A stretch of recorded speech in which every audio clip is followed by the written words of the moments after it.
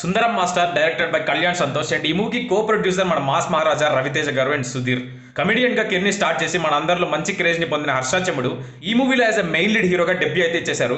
Harsha last films చూసుకుంటే చాలా వరకు తన యాక్టింగ్ వైజ్ అండ్ మూవీలో ఈ క్యారెక్టర్ మెయిన్ హైలైట్ గా నిలిచాయి. అవి డైలీ మీమ్స్ రూపంలో కూడా చూస్తున్నాం. ఇప్పుడు యాజ్ ఎ హీరోగా సుందరం మాస్టర్ విషయానికి వస్తే it was a good experience while watching the film for me. Unique and thought provoking concept. Mainly ఇది ఒక tribal based simple and feel good story.